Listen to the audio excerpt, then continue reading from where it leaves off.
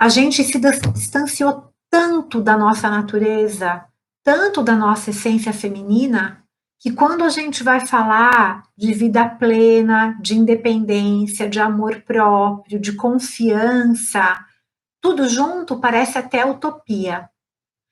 Vamos lembrar que a gente não aprendeu nem com as nossas avós, nem com as nossas mães, muito menos nas escolas, como que a gente pode desenvolver o nosso real potencial feminino.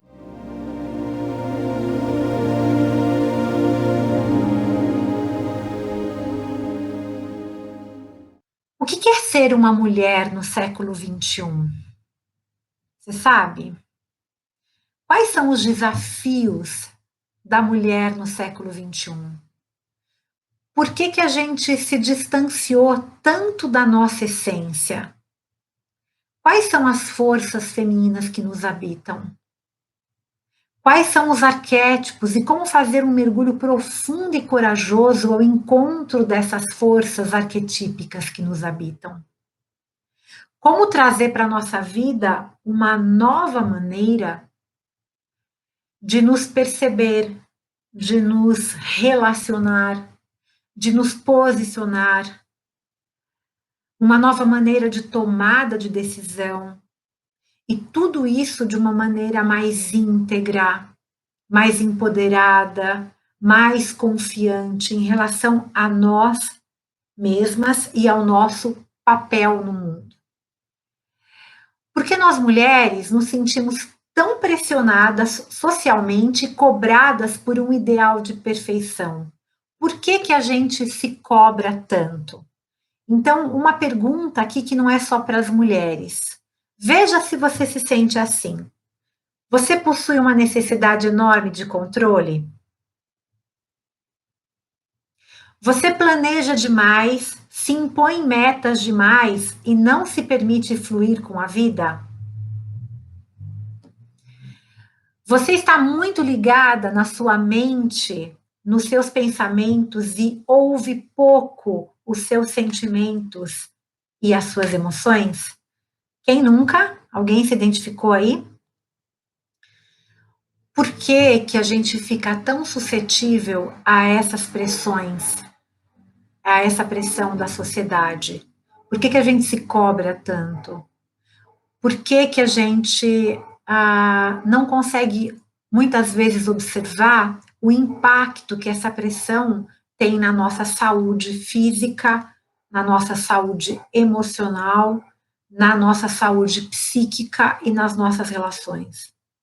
Porque, apesar de existirem já tantas ferramentas terapêuticas, os principais caminhos que a gente encontra para lidar com essas pressões muitas vezes não estão funcionando ou são pouco eficientes. É uma pergunta importante aqui que eu estou lançando, tá? Ou melhor, são perguntas importantes.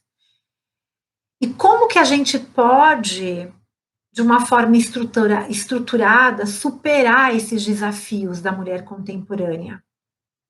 Não para que a gente se torne uma mulher perfeita ou uma super mulher, mas para que a gente se torne uma mulher mais humana, uma mulher mais completa, uma mulher que tem a capacidade de dar e receber em equilíbrio. Às vezes eu falo sobre isso e parece utopia, mas não é, tá?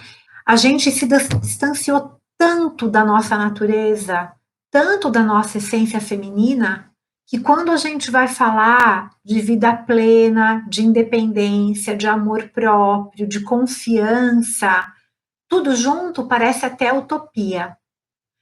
Vamos lembrar que a gente não aprendeu nem com as nossas avós, nem com as nossas mães, muito menos nas escolas, como que a gente pode desenvolver o nosso real potencial feminino.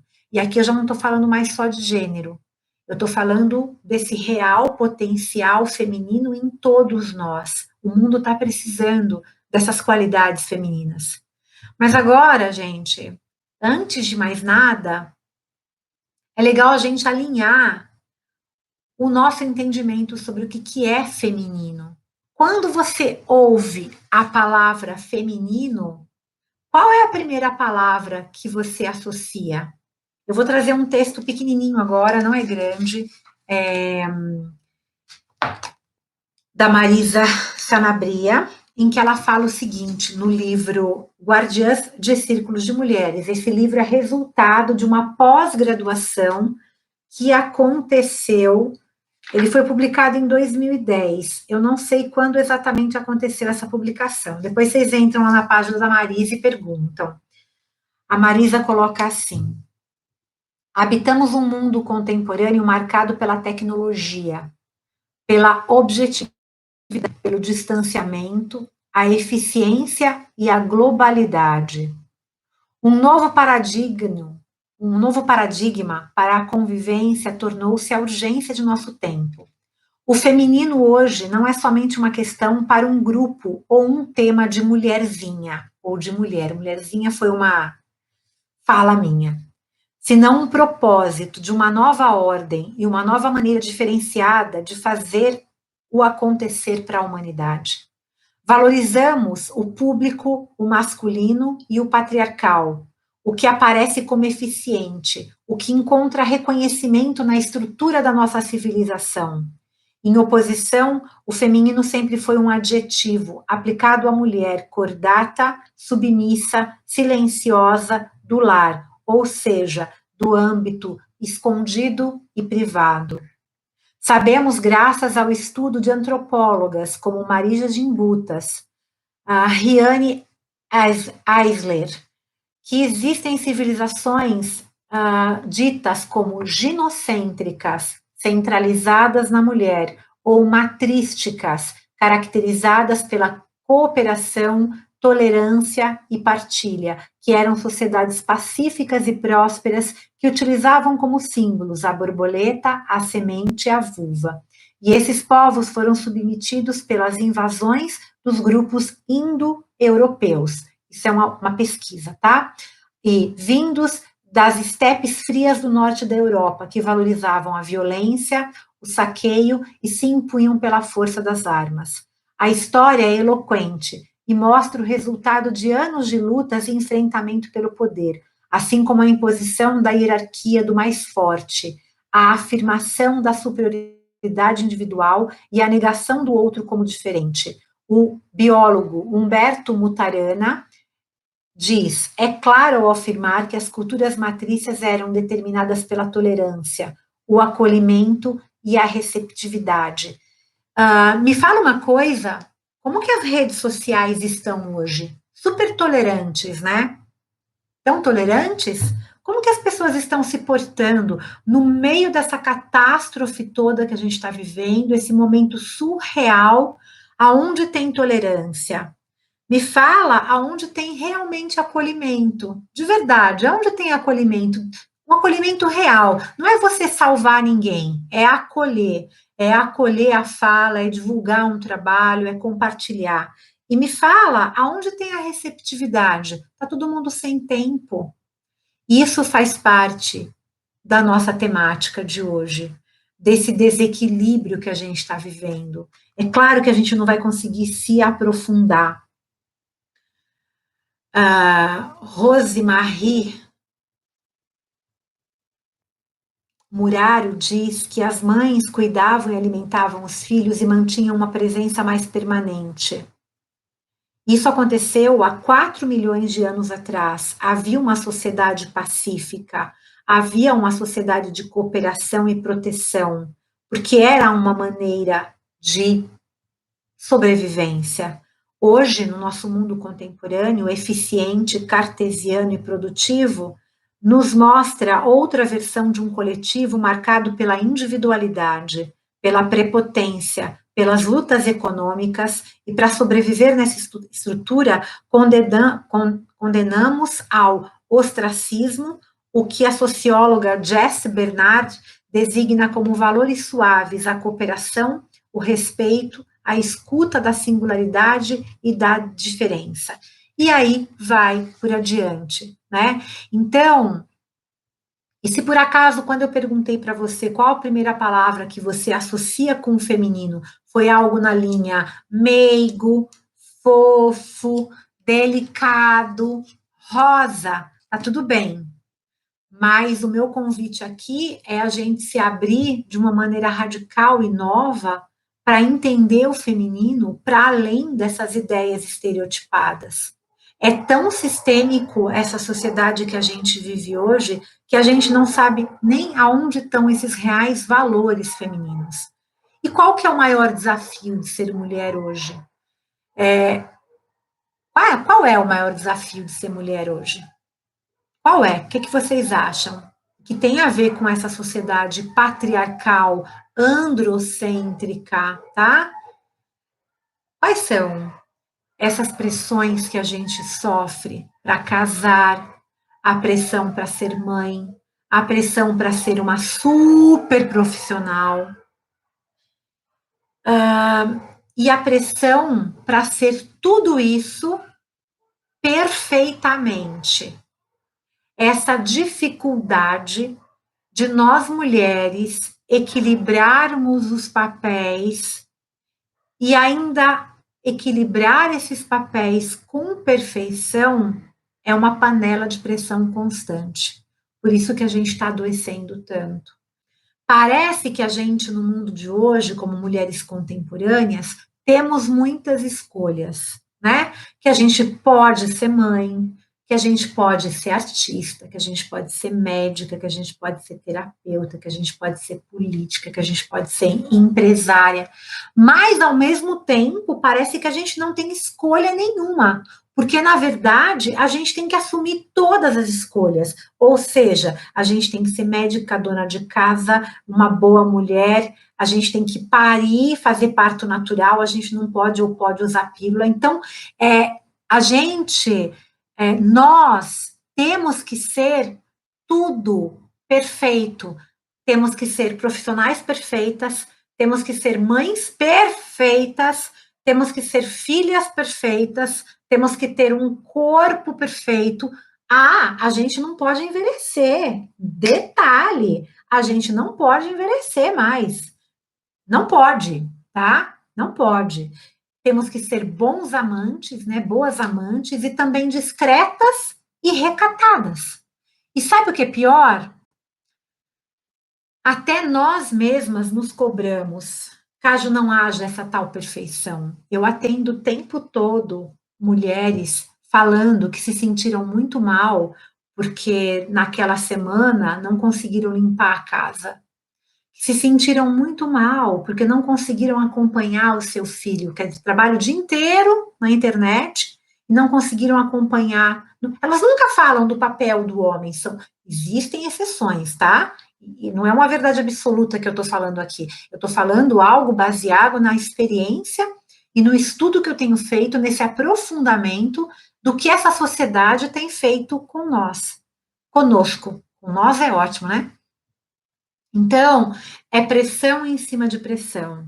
E com essa pressão toda que nós alimentamos, dessa perfeição, a gente entra nesse espaço, é uma metáfora, é claro, dessa panela de pressão, tá? E dentro dessa panela de pressão, a gente vai ficando cada vez mais fragilizada internamente, com menos autoestima, e com a autoconfiança cada vez mais fragmentada e cada vez mais essa competição ela cresce entre as mulheres. Lembrando que a pressão vem da mídia, a pressão vem sim dos homens, a pressão vem sim de outras mulheres, mas o pior, a pressão vem de nós mesmas. A cobrança por todos os lados, e na maior parte do tempo, a gente está tão imersa nesse ambiente de cobrança e de pressão que a gente não percebe que isso acontece 24 horas, 7 dias por semana. A gente está tão imersa nessa cultura de pressão e cobrança, e isso vai sendo passado de geração e geração. Que pressão? Vou repetir a pressão de sermos mulheres perfeitas, de sermos super mulheres, a culpa, a vergonha que a gente sente da gente não conseguir ser essa super mulher que a gente vê nas mídias sociais, porque nas mídias sociais a mulher é perfeita, né? Ela acorda, ela faz atividade física, ela medita, né? Todos os dias, ela tem um corpo perfeito, uma alimentação muito saudável, e há dela não ser uma boa mãe. E há dela escolher por usar uma pílula anticoncepcional. As mulheres que fazem parte de um movimento mais natural, ao invés de colocarem as opções e respeitarem o movimento da outra, cobram e excluem. Está acontecendo muito no movimento do sagrado feminino. Então, o que a gente não está percebendo, e que é importante a gente perceber, é que nas últimas décadas as mulheres resolveram, sim, dar um basta nisso e virar o jogo. A gente está tendo movimentos feministas, movimentos de empoderamento feminino, né? Mas dá um basta no quê? Nessas pressões. Tem muita coisa acontecendo no mundo maravilhosa. Eu falo que eu tenho uma vida desafiadora, mas maravilhosa, porque diminuiu muito a pressão que eu tenho sobre mim mesma. Mas o nosso papel na sociedade ainda está sendo cobrado. A gente tem movimentos fantásticos, mas por que, que a gente ainda se sente tão cobrada? Por quê?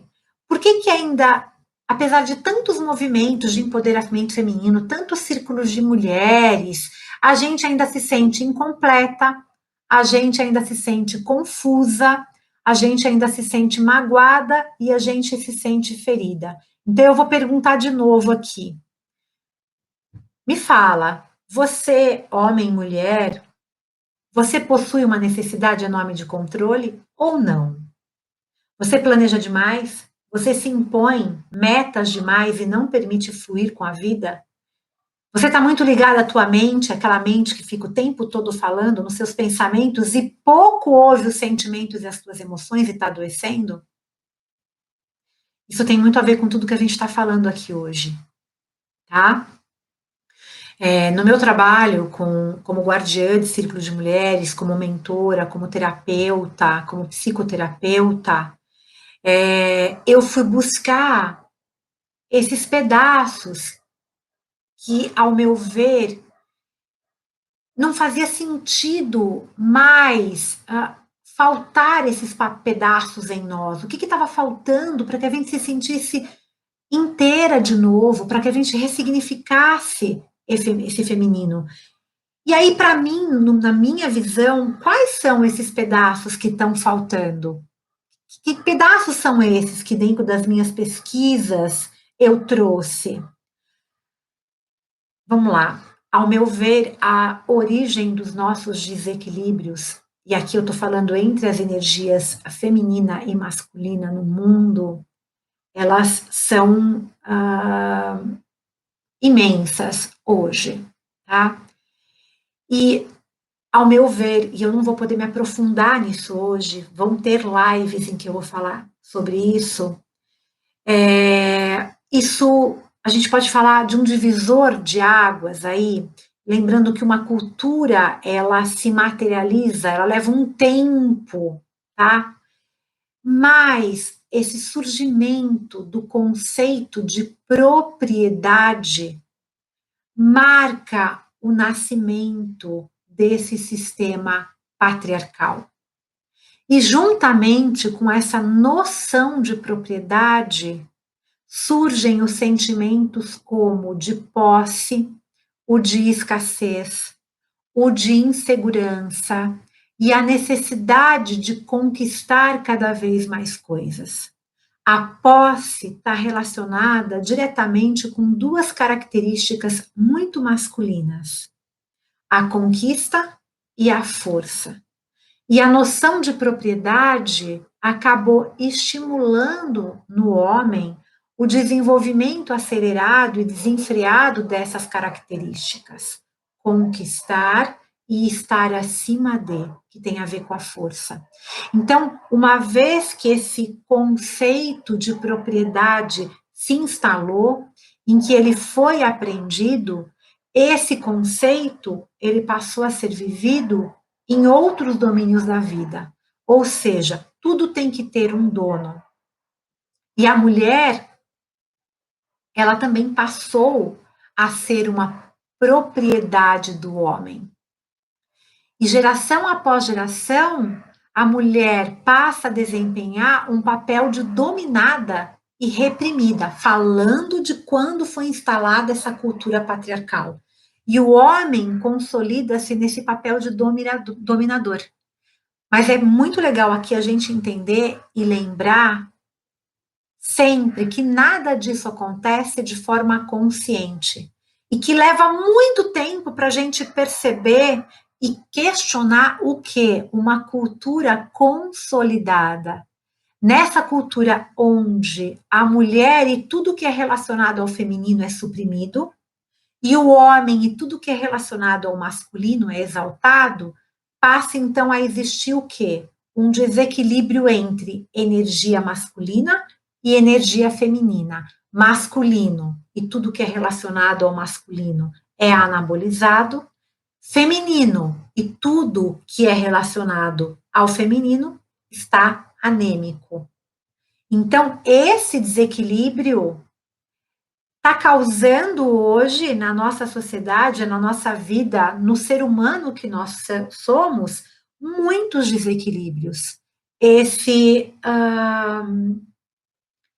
trouxe para a gente uma distância muito grande para nós, seres humanos. Esse desequilíbrio nos distanciou, literalmente, homens e mulheres, do entendimento e da prática dessa verdadeira essência feminina. O desafio hoje, e por isso que eu trouxe o tema Círculos de Mulheres, mas vou chegar lá já já, é que a gente está tão desconectado da nossa essência feminina que a gente nem sabe como ela é e como desenvolver essa essência feminina. Ou seja, como eu falei no começo, as nossas avós não sabem, as nossas mães não sabem. Então, para a gente fazer isso, para a gente praticar um feminino na essência, a gente tem que resgatar um conhecimento que está lá atrás, nas tradições esquecidas há séculos, e ressignificar esse conhecimento na luz da modernidade. E sabe qual é a forma da gente fazer esse despertar integral na nossa essência feminina? Usando uma das forças que a energia feminina tem de melhor para oferecer para o mundo. E qual é? O diálogo, a união, a comunhão e a vida em comunidade. O patriarcado que nós vivemos ainda hoje, sistemicamente, ele não é favorável à irmandade feminina.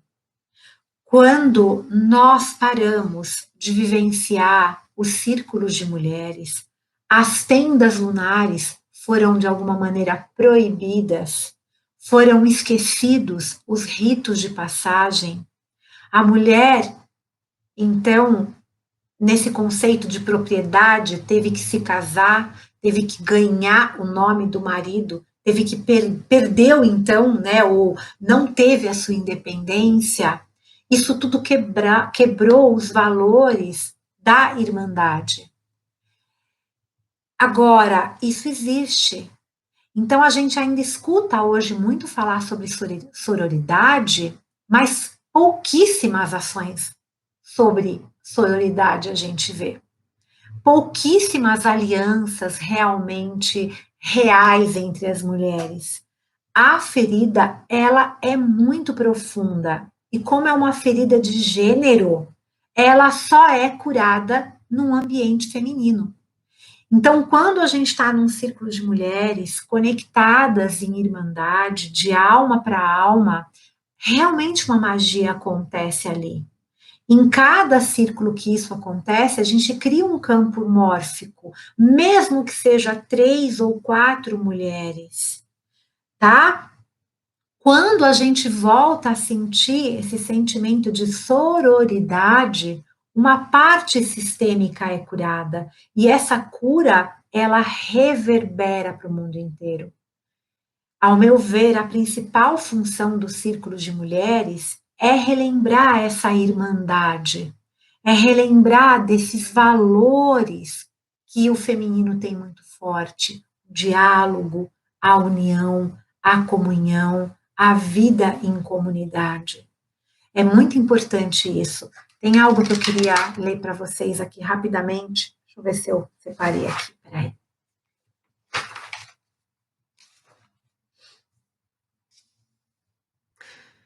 Aqui. O feminino refere-se fundamentalmente a um princípio de acolhimento e conexão em oposição à hierarquia e o poder. Não se tem o propósito de voltar a um passado nostálgico, uma caricatura do eterno feminino, ou da predestinação. Um olhar lúcido possibilita o que a socióloga Coral Gillan menciona como uma ética do cuidado para equilibrar a ética patriarcal da justiça fria, impessoal e autoritária que domina a nossa história, e propor um novo modelo de funcionamento, uma perspectiva para o nosso cotidiano não é uma questão de mulher, não é uma questão de mulher, é um desafio e um propósito para uma estrutura social mais justa, solidária e tolerante, uma cidadania diferenciada. O princípio da discriminação positiva que Victoria Camps define como pensado para favorecer e incluir os excluídos. Aquele feminino das igualdades se prolonga no feminino das diferenças. Dessa forma, interrogamos as ciências, as artes, a mídia e a propaganda na perspectiva de encontrarmos outras formas igualmente efetivas para viver no mundo moderno, outros valores que possibilitem reconhecer a existência como um fim e não como um meio para alcançar posições de destaque político ou administrativo ou nas redes sociais. Enfim, entender a vida como um acontecimento independente do lugar ideológico que estamos ocupando e assumir a responsabilidade pelo bem-estar coletivo, indo além dos nossos propósitos imediatos, abandonar a prepotência, o desprezo, o distanciamento emocional e o medo como formas de levar a vida, o cotidiano na construção de relações doentias e vínculos sem consistência, afetos e alegria. E a partir dessa perspectiva que eu considero que os círculos de mulheres têm como propósito, parafraseando Marisa, sensibilizar profissionais de diferentes áreas da advocacia, da medicina, da pedagogia, da psicologia, para uma reflexão crítica sobre a prática cotidiana e um exercício de convivência pensado a partir de outros afetos que não a rivalidade, de outros afetos, uma sociedade de outros afetos que não a rivalidade, a desconfiança e a competição. O mundo contemporâneo é agressivo para todos, homens e mulheres, mas ele castiga fundamentalmente a mulher, cruelmente a mulher. São elas que sentem no corpo as contradições, a violência, a culpa e o sentimento constante de inadequação, exclusão e vergonha. Incluir no âmbito universitário, essa formação foi uma pós-graduação, uma maneira mais clara e contundente de mostrar o feminino não é um espaço escondido, que o feminino não é um espaço escondido, submisso e doméstico. O feminino precisa estar na claridade do dia, na reflexão para a construção de um mundo menos predatório e na cooperação da participação de todos, cada um no seu lugar e com o seu esforço. A partir do meu feminino vibrante, eu estou convencida de que cabe a cada uma de nós o esforço possível, o entusiasmo no propósito, a força e a determinação na trajetória, a cooperação e o respeito das diferenças. Trabalhar com mulheres e ir tecendo a grande teia da história, a trama do destino, a urdidura da existência é, enfim, estar presente, inteira e lúcida, para participar da festa do acontecer, do enigma e do mistério da vida. Então, só para a gente compilar isso do que eu falei aqui, quando o nosso masculino está exacerbado, o nosso feminino está doente, e vice-versa. Quando a gente usa a nossa essência de cocriação para servir ao outro e não ao nosso propósito, nós nos colocamos como reféns do reconhecimento alheio. E aí a gente passa a ouvir cada vez mais lá fora e vamos nos ajustando ao quê? Ao mundo lá fora, que está essencialmente ainda centrado nas necessidades masculinas, né? Que diz que você só é bom e valoroso se você tem algo. Então a gente inicia o processo de desconexão da nossa essência profunda, tá? Então o processo é simples. Quando o que eu tenho em mim, quando o que é meu não encontra valor lá fora, a minha autoestima, a minha autovalorização e o meu poder pessoal se reduzem. A ideia da não suficiência, ela é vendida a todo tempo para nós mulheres. Aprendemos que não somos boas o suficiente desde a história da criação. E a nossa autoestima afeta todas as nossas escolhas. Então, tudo aquilo que você deseja encontrar fora de você, você precisa encontrar dentro de você. Eu queria te convidar para refletir sobre algumas questões que parecem ser muito simples, mas que são fundamentais sobre essa temática que eu coloquei aqui hoje, que tem a ver com uma ressignificação, a ressignificação de gênero, a ressignificação de preconceitos, a ressignificação de uma estrutura completamente machista, preconceituosa e racista que nós vivemos. Vamos falar um pouco sobre o feminino, que acolhe, que nutre, e refletir sobre as seguintes questões. Você ama como você deseja ser amada? Você se cuida como deseja ser cuidada? Para os homens também, tá? Você se admira como você deseja ser admirada, admirado?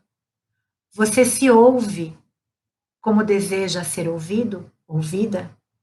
Você se dá como deseja receber? Tem um exercício que eu gosto muito, tá? Você pode escolher uma área da sua vida, preferencialmente aquela que você está vivendo, os seus maiores desafios. E escrever tudo o que você pensa, tudo o que você sente, tudo o que você acredita sobre si, mesma ou mesmo nessa área e sobre esse aspecto da sua vida, tá? Depois, você lê tudo o que você escreveu e eu quero que você circule, eu te convido a circular os aspectos positivos que você deseja manter. Aí eu te convido a ler novamente, sublinhando os aspectos negativos. E aí eu quero que você reescreva esses aspectos negativos de uma maneira positiva. E quando você terminar, você lê essas frases afirmativas até você memorizar e usar isso como mantra pessoal. Por exemplo, eu não consigo terminar nada que começo, tá? É uma fala que vem muito para terapia. Eu estou procrastinando. Muda essa fala para eu posso e consigo terminar aquilo que é importante para mim do começo ao fim, tá? É ressignificar. Esse é um trabalho, gente, de formiguinha. Não é um trabalho. E eu vou lembrar uma coisa, tá? Eu falei sobre o desequilíbrio, sobre as consequências, tanto para as mulheres e para os homens. Você sabe como que esse desequilíbrio que a gente está vivendo na nossa sociedade hoje se manifesta para as mulheres? Você sabe? Me diz, quais são os três sentimentos? Quem assiste, quem faz aula comigo sabe que isso são 3 aulas da formação de guardiãs. Existem 3 sentimentos muito fortes que se manifestam nas mulheres hoje: o vitimismo, a culpa e a agressividade. A agressividade, falando primeiro sobre o comportamento da vítima. A vítima é aquela que não assume a autorresponsabilidade e acredita que tudo que acontece está contra a gente. Eu recebo muitas mulheres em terapia, em mentoria, com esse discurso. Eu já fiz muito isso, tá? A culpa vem dessa busca impossível pela perfeição, por um ideal vendido para nós. E surge quando a gente se sente o quê? Fracassada por não conseguir atingir esse ideal de mãe perfeita, de mulher perfeita, de esposa perfeita, de profissional perfeita. E a agressividade vem da escassez.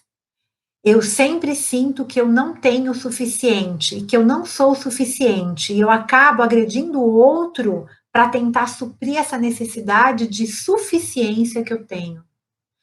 Mas para os homens também, essa sociedade patriarcal que nós estamos vivendo traz também um grande desequilíbrio e grandes consequências, justamente por eles serem cobrados a todo tempo de serem sempre cada vez mais homens. O maior medo que os homens sentem, isso é pesquisa, é o medo do fracasso e a régua do sucesso em nossa sociedade que está cada vez mais alta, que está cada vez mais exigente. Isso tudo faz com que o medo deles aumente, a um ponto que o medo do fracasso, qualquer fracasso, é tão grande que gera o quê? O imobilismo, a apatia e a impotência. E esse medo, essa apatia e impotência gera o quê? Uma frustração terrível nos homens também. E essa frustração gera o quê? A raiva. E essa raiva do homem explode no mundo através do quê, gente? Vocês acham que é do quê? Da violência, nas mais diversas formas e graus. A resposta para esse desequilíbrio é justamente o reequilíbrio dessas energias, feminina e masculina, trazendo de volta essa essência feminina para a nossa vida. O nosso desafio é justamente encontrar meios para resgatar essa essência feminina real. E para fazermos esse trabalho, é necessário a gente compreender que essa essência feminina, aonde ela está? E aqui vai uma dica. Essa essência feminina, para a gente compreender, a gente tem que ir lá antes da supremacia do patriarcado, resgatando o quê? Resgatando o arquétipo da grande mãe. A grande mãe, ela representa e simboliza o arquétipo mais puro do feminino que a gente conhece. E lá nesse arquétipo, ele guarda o conjunto das informações e conhecimentos que podem nos explicar o que é a essência feminina verdadeira. Esse arquétipo da grande mãe, ele foi se perdendo durante a história. Ele foi, de alguma maneira, fragmentado. E aí é um tema também de quase 3 aulas que eu falo, trazendo um estudo bárbaro, né, do livro A Deus Interior, da Jennifer Wurger e do Roger Wurger, né? Ele foi fragmentado nas 6 principais deusas da mitologia grega. Todas essas 6 deusas guardam uma verdade sobre a essência feminina, mas essa verdade é parcial e incompleta. E todas as mulheres modernas se identificam prioritariamente com pelo menos uma ou duas deusas, ou seja, em função da nossa herança genética, da nossa experiência ao longo da nossa formação, nós vivemos mais fortemente um ou dois arquétipos. Poucas de nós apresentam um equilíbrio entre esses seis arquétipos. E o nosso trabalho também para resgatar essa essência e desenvolver é a gente integrar e reequilibrar esses arquétipos em nossas vidas, para que a gente possa viver a completude da nossa essência feminina. Mas isso é tema de 6 aulas na formação de guardiãs de Círculo de Mulheres. Mas eu queria compartilhar um bocadinho aqui hoje. Então, eu espero que vocês tenham recebido isso com muito carinho, que vocês possam compartilhar essa live.